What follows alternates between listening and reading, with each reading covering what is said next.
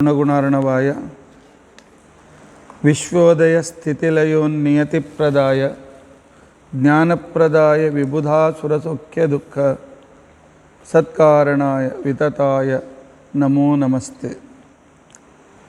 अभ्रमं भंगरहितं अजडं विमलं सदा आनंदतीर्थमतुलं भजे तापत्रयापहम्।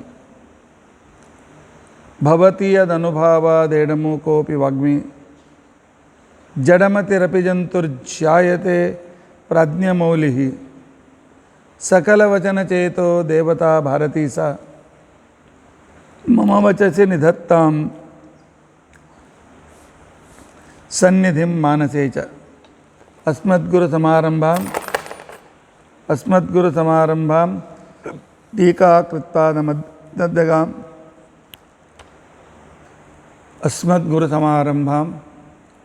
टीकाकृत्पादमध्यगां श्रीमदाचार्यपर्यन्तां वन्दे गुरुपरम्परां।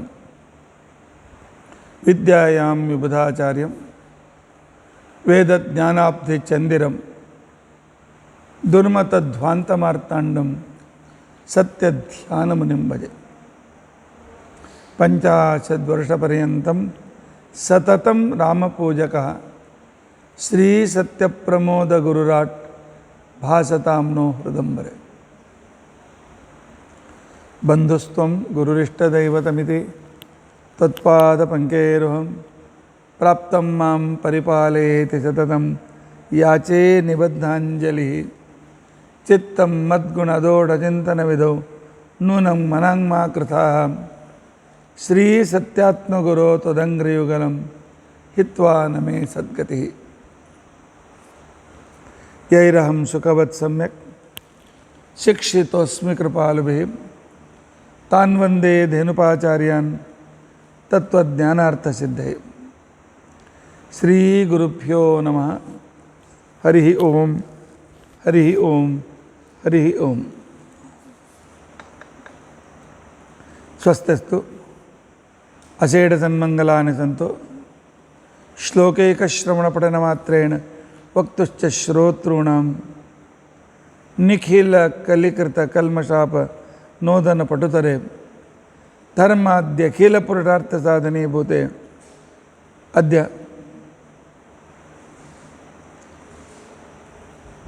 सदाचारस्मृति विवरण संदर्भे संध्यावंदन विषयकविवरणारंभे च किंचित पूर्वकथानुवादः।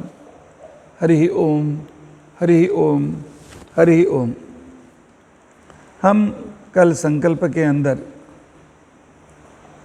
वर्ष की गणना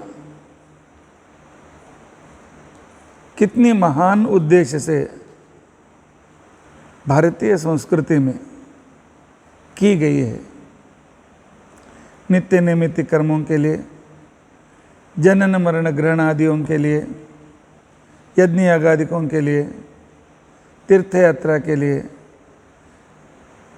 हर तरह के एक विशिष्ट संदर्भ से, विशिष्ट गणना, विशिष्ट ग्रह से, विशिष्ट नक्षत्र के द्वारा। और हमारे पूर्वजों ने प्रभव विभव इस तरह 60 वर्षों का एक समूह अर्थात मनुष्य का अर्धा आयुष्य और दूसरा 60 है उसके अगले वृद्धाप्य का काल का। तो उसके लिए किस तरह वत्सर, संवत्सर और परिवत्सर, इडावत्सर, इस तरह अलग अलग नाम से कैसे पुकारते हैं, क्यों उद्देश्य, उसकी संकल्पना क्या थी। अर्थात हमारी संस्कृति की विशिष्टता जानना, हमारी संस्कृति के बारे में विश्वास रखना, हमारे संस्कृति के बारे में एक आदर रखना, यह हमारी उन्नति का अर्थात सेल्फ डेवलपमेंट का एक साधन है। यदि हमें अपनी संस्कृति पर, अपने देश पर अपने ग्रंथों के ऊपर स्वाभिमान नहीं है। दुर्भिमान नहीं चाहिए, लेकिन स्वाभिमान रखना अनिवार्य है। स्वाभिमान नहीं तो वह मनुष्य नहीं है। हमें मनुष्य रहना है तो हमारी संस्कृति, हमारे धर्म पर हमें स्वाभिमान रहना अत्यंत आवश्यक है। नहीं तो हम क्या करते हैं, पाश्चात्य शिक्षण के कारण हम हमारी संस्कृति, हमारे धर्म, हमारे संबंधी इत्यादियों से हम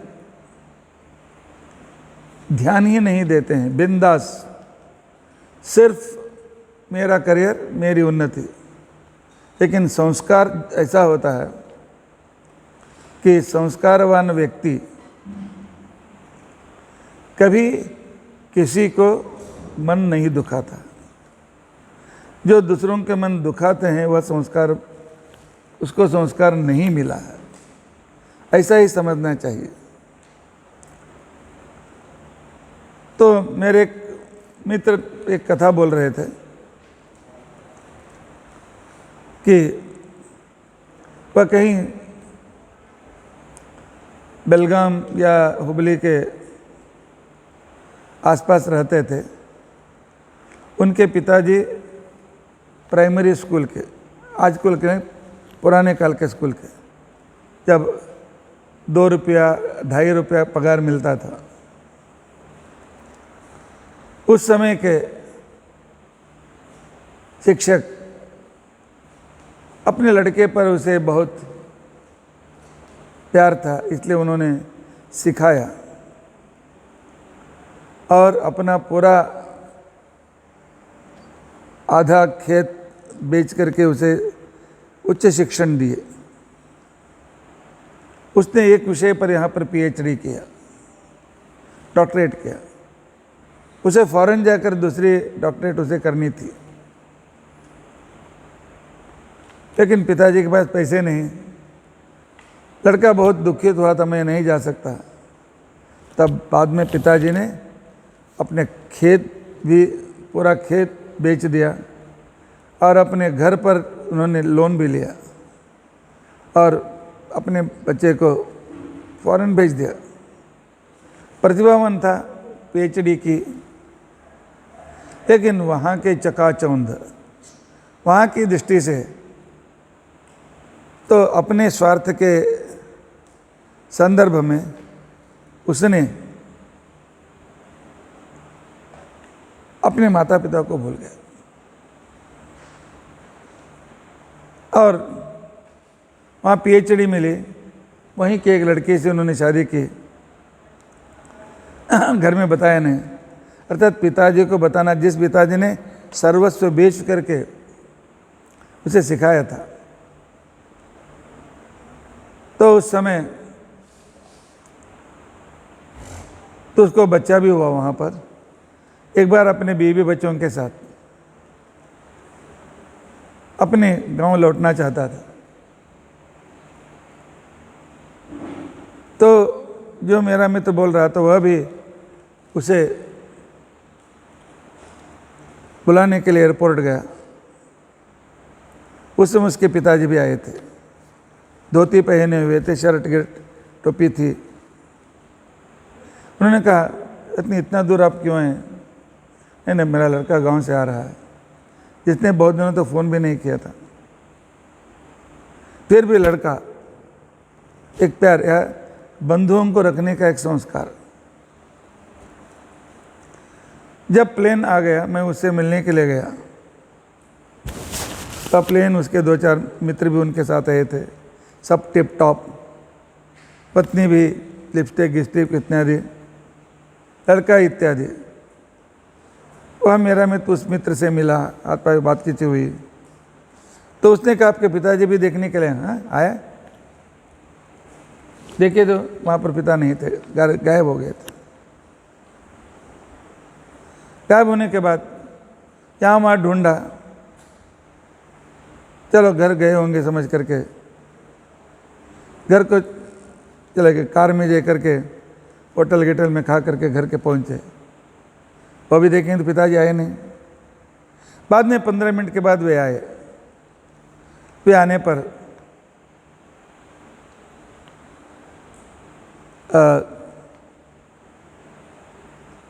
तो इस मित्र ने उनसे पूछा, आप एयरपोर्ट आए थे, क्यों वापस आ गए? उन्होंने कहा, मेरा लड़का और उनके मित्र इतने, उनके अमीर के सामने मैं उनका पिता बोल करके मेरे लड़के को मैं अपमानित नहीं करना चाहता था, इसलिए मेरे लड़के का अपमान ना हो, इसलिए मैं घर बस से निकल पड़ा, तो अभी आया। तो पुत्र ने कहा, आने की क्या जरूरत थी? लोग के उनके सामने मेरा पिता चला गया, इस तरह अपमान भी हुआ। ठीक है, मेरे पत्नी इस घर में नहीं रह सकते, कमोड गमोड कुछ नहीं है, हम होटल में रहेंगे, जाते समय एक दिन आपको मिलके चले जाएंगे। अपने पुत्र को अपमान न होना चाहिए। वह गरीब एक उस प्राइमरी टीचर को संस्कृति है, या पिता को इस तरह फटे कटे कपड़े से मेरे सामने मत आओ, हम यहाँ नहीं रह सकते, ऐसा कहने वाला लड़का सुसंस्कृत है? आप ही बताओ, किसको संस्कृति है? अपना सर्वस्व बेच करके उस लड़के को करके, फिर भी लड़के ने झूठ बोला, कहा भी नहीं था अपनी शादी के लिए, फिर भी उसकी मर्यादा न जाए, इस तरह उसकी मर्यादा का संरक्षण करने वाला पिताजी सुसंस्कृत है? कौन सुशिक्षित है? शिक्षा यदि संस्कृति नहीं सिखाती है तो उस शिक्षा को लेकर क्या फायदा?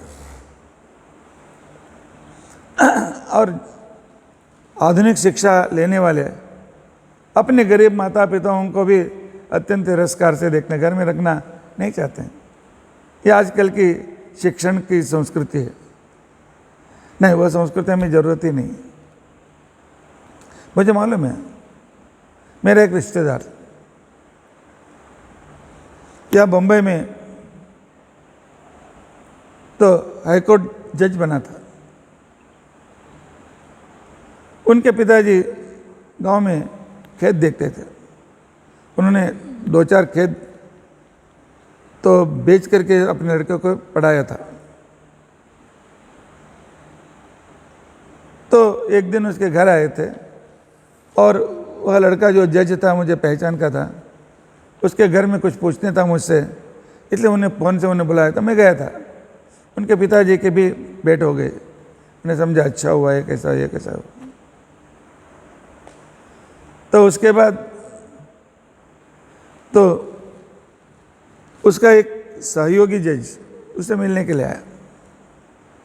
मिलने के आने के पर मैं और पिताजी, उनके पिताजी बाजू में बैठे थे, तो ड्राइंग रूम ही एक बाजू में बैठे, तो सोफा में बैठे बातचीत हो रही थी। तो उन्होंने पूछा, ये कौन है? उन्होंने कहा, ये मेरे घर के पुरोहित हैं और दूसरे के हैं, वो हमारे गांव के खेत के किसान हैं, अर्थात वह मेरा पिता है। कहने के लिए उसको मर्यादा नहीं लगी। तो उस जज होकर के वो क्या न्याय देगा, क्या संस्कृति सिखाएगा? यह घटी हुई घटना है। और जब उसका वह अपने मित्र को नीचे भेजने के लिए गया था, उसके पिताजी ने अपनी पेटी उठाई, भूखे निकल पड़े। मैंने कहा, क्यों? ने कहा, उन्होंने बोला, तुम्हारे घर लेके जाते हो? ठीक है। तो ठीक है, मैंने बोला ठीक है। मैं उनसे बोला, मेरा काम हो गया था, मैं चल पड़ा। बीच में उन्होंने कहा, जो लड़का मुझे अपने पिता कहने के लिए उसको मर्यादा जाती है, उससे संबंध लग करके मुझे क्या करना है? बस मेरे गांव में मैं बहुत सुखी हूँ। मेरे घर में खाना खा करके दूसरे गाड़ी से चले गए। अर्थात आज आधुनिक एजुकेशन ईगो सिखाता है, लेकिन हमारी संस्कृति, हमारे ग्रंथ हमको सुसंस्कार सिखाते हैं। इसलिए शास्त्रों में हम देवताओं को मानना, बड़ों को मातृदेवो भव, पितृदेवो भव इत्यादि संस्कृति दी जाती है। अच्छा ठीक है, विषय से थोड़ा अलग विषय आ जाता है, फिर भी यह जानना जरूरी है, संस्कार महत्व का है, एजुकेशन महत्व का नहीं है। और जो एजुकेशन संस्कार नहीं सिखा सकता तो उसका कुछ भी फायदा नहीं है। वह आदमी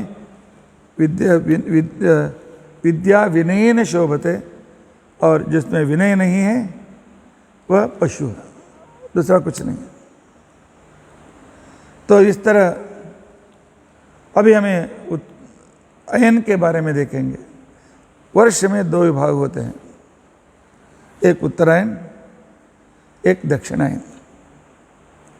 मैंने कहा कि पृथ्वी कल मैंने आपको बताया था 23.44 डिग्री झुकी हुई है। झुक करके वह सूर्य के चारों ओर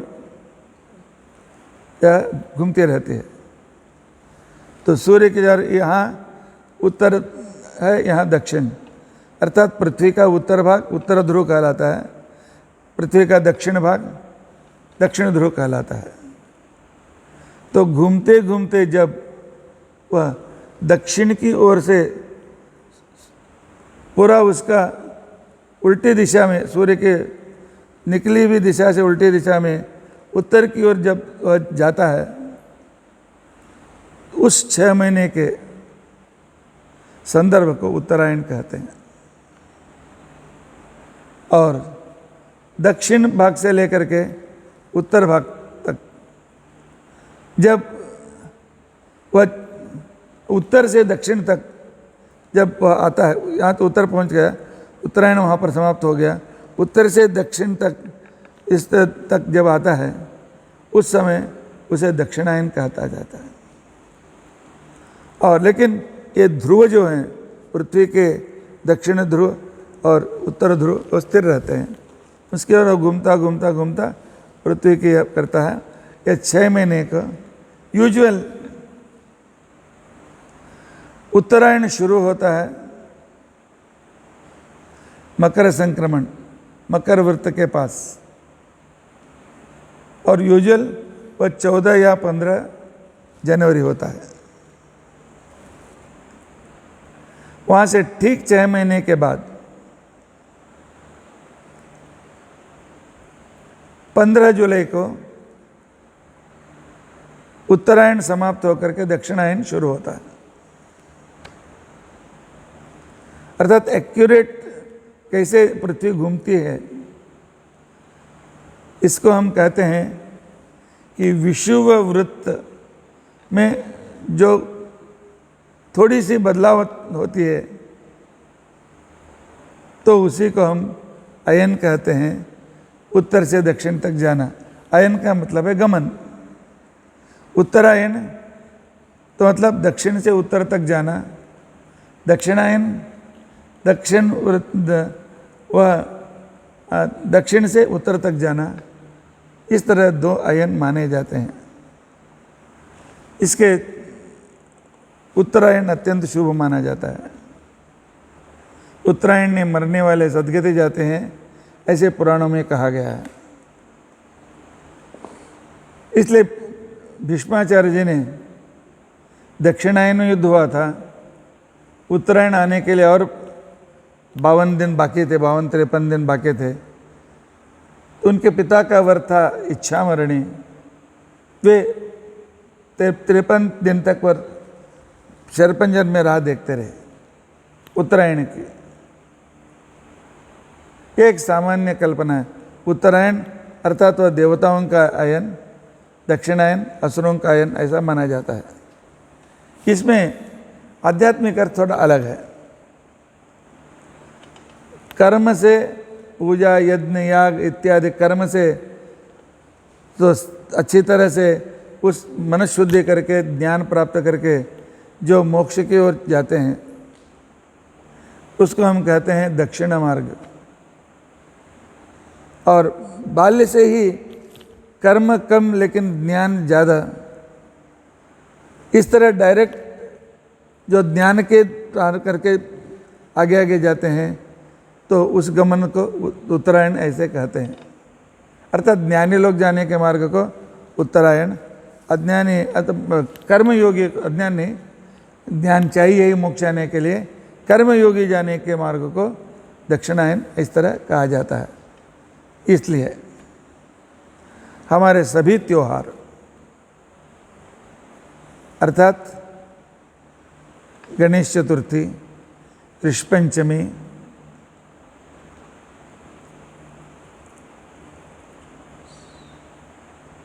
और नवरात्रि इत्यादि जो भी हैं, ये उस समय तो बड़े होम पूजा इत्यादि जो है वह सब दक्षिणायन में ही है।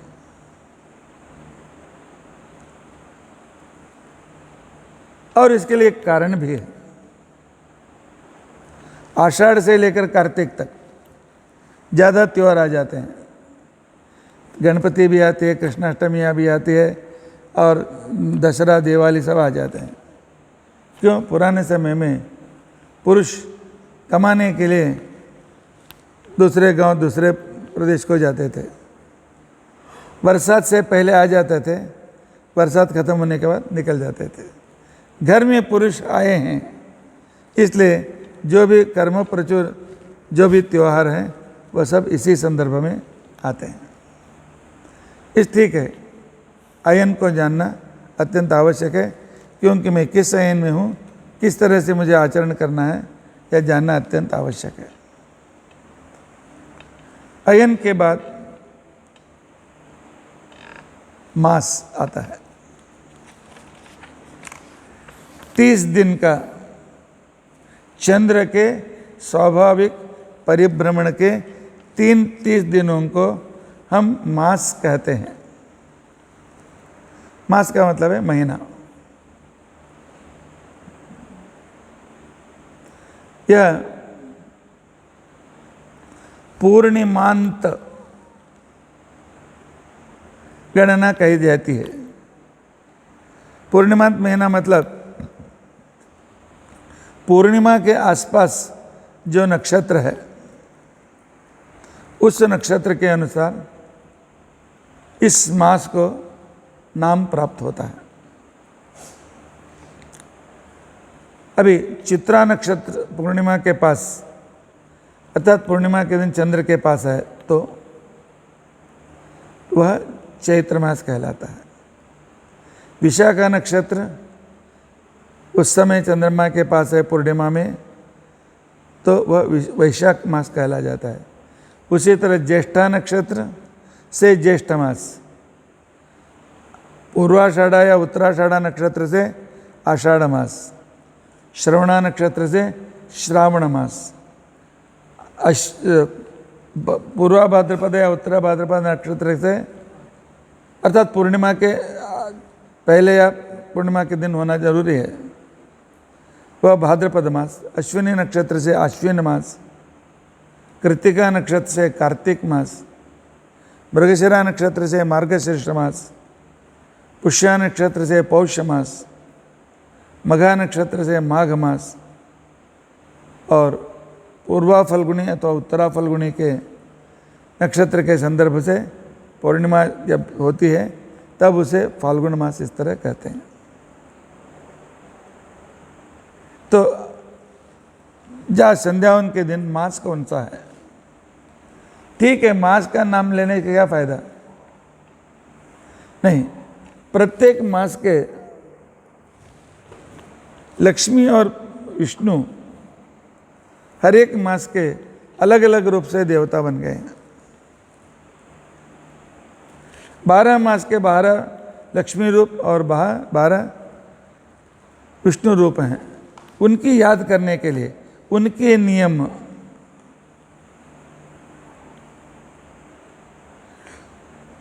चैत्र मास के देवता हैं पद्मी नामक महालक्ष्मी, विष्णु नामक भगवान विष्णु। वैशाख मास के लिए कमलालया नाम की लक्ष्मी, मधुसूदन नाम का भगवान। ज्येष्ठ मास के लिए रमा, त्रिविक्रम। आषाढ़ मास के लिए वृषाकपि लक्ष्मी और वामन भगवान।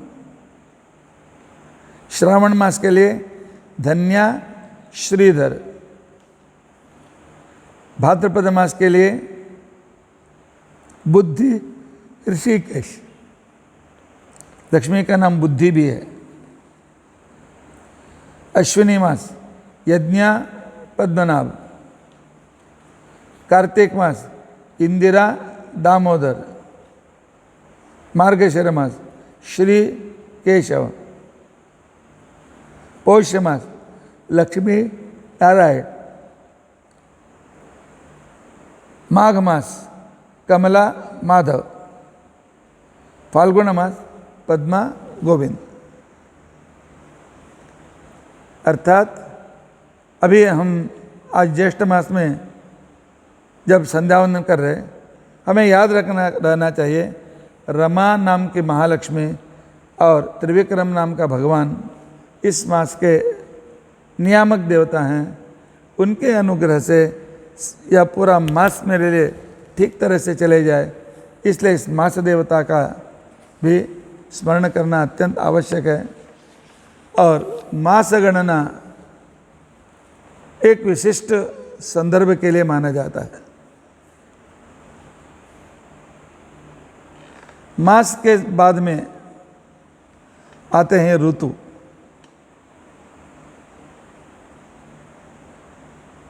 दो महीने के एक समूह को ऋतु कहते हैं। चैत्र और वैशाख में वसंत ऋतु,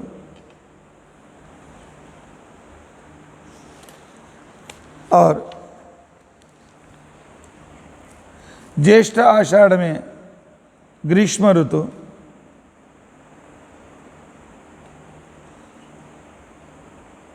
वसंत ऋतु का मतलब है इस ऋतु के पहले 15 दिन से पहले से ही पेड़ में नए पत्ते आते हैं, नए कोपल आते हैं और वृक्ष बढ़ना शुरू हो जाता है वैशाख मास के अंत तक। ज्येष्ठ से आषाढ़, ज्येष्ठ और आषाढ़ यह ग्रीष्म ऋतु कहलाता है, अर्थात गर्मी ज़्यादा रहती है और बीच में आते आते बरसात भी शुरू होता है। और तीसरी ऋतु है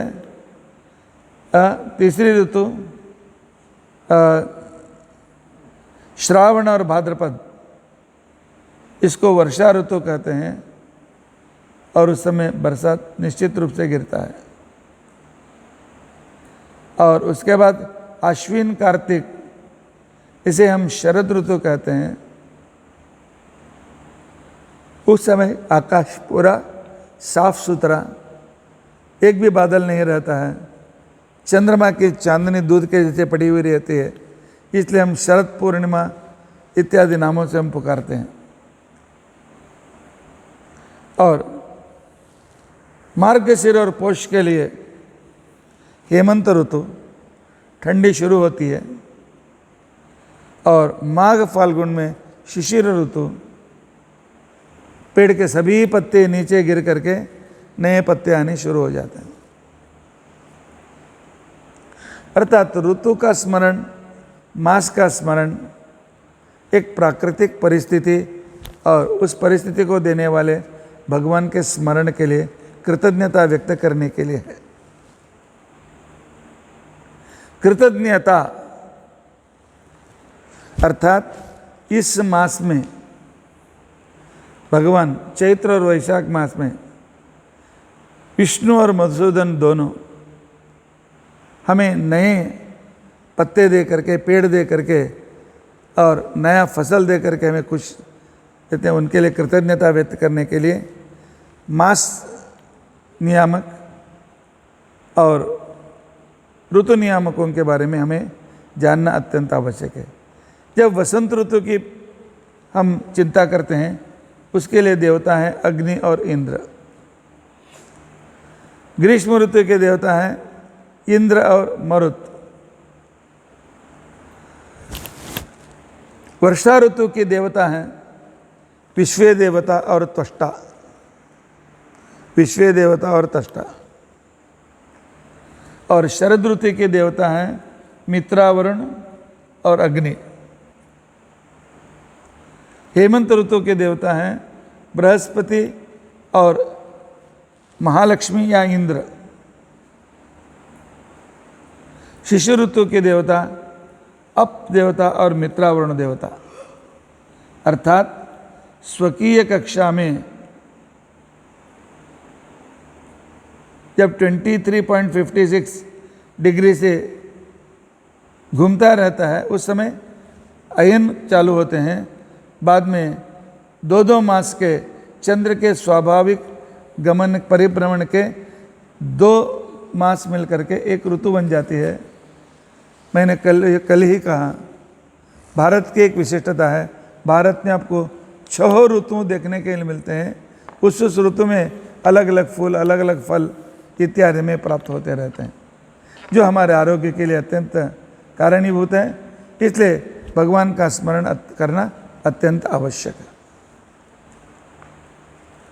और मास से ही मालूम पड़ता है, चैत्र मास है, अभी चैत्र मास के गौरी की पूजा करना है और वसंत पूजा करना बहुत अत्यंत आवश्यक है। तो वैशाख मास आ गया। वैशाख मास के 10वीं के दिन भगवान ने श्रीनिवास रूप से तिरुपति श्रीनिवास के रूप में उन्होंने पद्मावती से शादी कर ली थी। तो ज्येष्ठ की याद आते ही, तो ज्येष्ठ मास में जो विशिष्ट गंगा पूजा, गंगा नवरात्रि इत्यादि का संदर्भ में याद आती है। आषाढ़ मास में चातुर्मास का प्रारंभ याद आती है। श्रावण मास में गौरी पूजा और जनेऊ डालना, श्रावणी इत्यादि आते हैं। भाद्रपद मास में गणपति पूजा, गौरी पूजा, अनंत पूजा, पितृपूजा, ये सभी हमें भाद्रपद मास में मिलते हैं। आश्विन मास में विशेष रूप से, तो आश्विन मास के 9 दिन नवरात्रि होती है, दुर्गा नवरात्रि और शरण नवरात्रि और तिरुपति श्रीनिवास की नवरात्रि, ये सभी इस समय हमको याद आते हैं। अर्थात मास और ऋतु के साथ साथ उन देवता और व्रत नियम और नियम को परिपालन करना, सिर्फ जानना नहीं, इम्प्लीमेंटेशन करना और ऋतु का फल प्राप्त करना और उस ऋतु से खुश रह करके हम अपने एक विशेष जिंदगी बिताना। इसके लिए मास का, ऋतु और मास का गणन अत्यंत आवश्यक होता है। इसका और पर्सनालिटी डेवलपमेंट का संबंध क्या है, आप पूछ सकते हैं। बहुत संबंध है। हमें कर्म से बदले ज्ञान क्षेत्र में हम जब आगे बढ़ते हैं तो ज्ञान का इंग्लिश में ट्रांसलेशन नॉलेज नहीं, ट्रांसलेशन पूरा नहीं है। नो से नॉलेज आ गया, अर्थात जानकारी, इंफॉर्मेशन। लेकिन इंफॉर्मेशन या ज्ञान नहीं, ज्ञान है इम्प्लीमेंटेशन।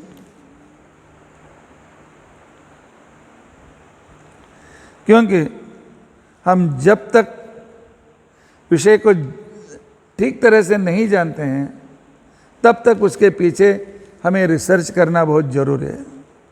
ज्ञानहीन व्यक्ति अपनी बॉडी बिल्ड कर सकता है लेकिन अपने जो कांतियुक्त पर्सनैलिटी उसे नहीं बढ़ा सकता। इसके लिए ज्ञान अत्यंत आवश्यक है। तो उदाहरण के लिए मैं आपको बताऊंगा। तो मुझे ज्ञान है क्या, तो पानी को चावल में मिला करके गैस पर रखना और बाद में वह पकने बाद निकालना और भाजी को काटना, भाजी बनाना, दाल से रसम बनाना, सब सुन करके मालूम है, प्रैक्टिकल नहीं है। तो इसके लिए एक बार तो माँ कुछ बाहर जा रही थी, अपने सुशिक्षित पुत्र से पूछा कि देखो कुछ मैंने फलाहार बना के रखा है, खा लो। नहीं, उसने कहा माँ आप आने के बाद क्या करते हो? मैं कुछ खाकर दिन चला जाता। नहीं, मैं रसोई बनाऊंगा। माँ ने पुत्र से पूछा रसोई कैसे बनाओगे, मालूम नहीं ना तुम्हें? माँ आप किस युग में हैं आज? गूगल पर जाएंगे तो सब कुछ मिल जाएगा। गूगल में क्या बनाना, आज क्या तुमको बनाना चाहिए बोलो।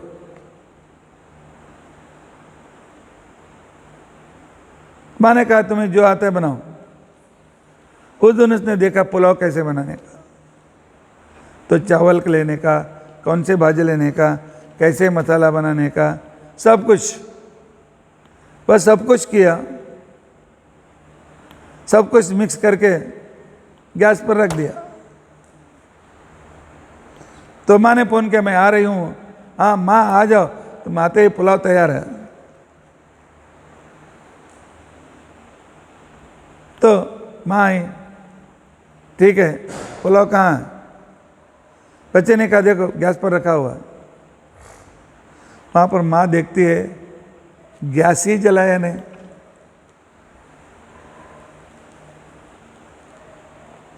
पुलाव में क्या क्या मिलाना यह इन्फॉर्मेशन है, लेकिन प्रैक्टिकल करना यह ज्ञान है। कई अंतर है ज्ञान और इसके अंदर। जब तक हम प्रैक्टिकल नहीं करते हैं उस इन्फॉर्मेशन से कुछ भी फायदा नहीं। और एक छोटी घटना बता करके आपको मैं ज्ञान की आवश्यकता पर्सनैलिटी के लिए अर्थात मास देवता और देवताओं की विशेषता, ऋतु देवता, ऋतु की विशेषता, ऋतु में प्रकृति के ज्ञान, सिर्फ ज्ञान नहीं जा करके उसका अनुभव करना। वसंत ऋतु और ग्रीष्म ऋतु में जंगल में जाकर के जो आनंद जितने नहीं पाना है तो उसकी ज़िंदगी व्यर्थ होती है। ऐसे प्राकृतिक सौंदर्य होता है। वर्षा ऋतु में तो स्वयं भीग करके तो कुछ अपनी योग्यता के अनुसार तो कुछ कार्य करना वह आनंद अलग होता है। इसी तरह इम्प्लीमेंटेशन अत्यंत आवश्यक है। एक छोटी सी घटना है। तो एक 5-6 महीने की बालिका को उसकी माँ ने अपने लड़के के हाथ में दिया और कहा अभी मैं मंदिर को जाकर आती हूँ। जब माँ मंदिर को गई बच्चा रोने लगा। तब उनके दादा थे जो जन्म से अंधे थे, वे भी पास में बैठे थे। उन्होंने कहा अरे लड़की क्यों बच्चा रो रहा है, चुप करो उसे। नहीं दादाजी उसे मैं दूध पिला रही हूँ इसलिए रो रहा है। तो उसने पूछा दूध क्या होता है? क्योंकि गरीब थे, दूध गिद घर नहीं लाए थे और बुजुर्ग होने पर उनको दिया नहीं होगा। उसने कहा दूध सफ़ेद होता है। सफ़ेद में से क्या होता है? सफ़ेद उसने देखा ही नहीं। उसने पैसा हंस पक्षी के जैसा होता है। तो उसने पूछा हंस पक्षी कैसी होते हैं? बहुत सफ़ेद, बहुत शुभ्र। अरे समझाओ मुझे हंस पक्षी कैसी होते हैं? वो लड़की बुद्धिमान थी, उसको बताऊं जाऊंगा तो फिर पूछने लेंगे। पता उनका हाथ ले ले, दादाजी आपका हाथ लीजिए। हंस पक्षी की चोंच ऐसी होती है, उसका सिर ऐसा होता, अपना हाथ ऐसा किया ऐसा होता है और इसका गला ऐसा होता है। हाँ तब दादाजी ने कहा इतना बड़ा उसके मुंह में डालेगा तो रोएगा तो, नहीं तो क्या हंसती है क्या? उसने समझा दूध इतना एक बड़ी चीज़ है। सिर्फ इन्फॉर्मेशन ज़रूरत नहीं है, तो ज्ञान का ज़रूरत है। इसलिए हमें अयन देवता, अयन की विशिष्टता भगवद गीता में दक्षिणान उत्तरायण के बारे में आता है 4 अध्याय में। तो उसके बारे में जानना, और उसके साथ मास और मास के देवता, उस मास की विशिष्टता, उस मास का अभिमान देवता की कृपा, यह सब कुछ इम्प्लीमेंटेशन या संध्या वंदन है जो हमारे ज्ञान के साथ, इन्फॉर्मेशन के साथ हमारे उसका इम्प्लीमेंटेशन को भी बढ़ाता है। इसी से आदमी की पर्सनैलिटी में और भी बढ़ोतरी होती है। इसके बाद हम तिथिवार इत्यादियों के बारे में जानने की कोशिश करेंगे। श्री कृष्णार्पणमस्तु।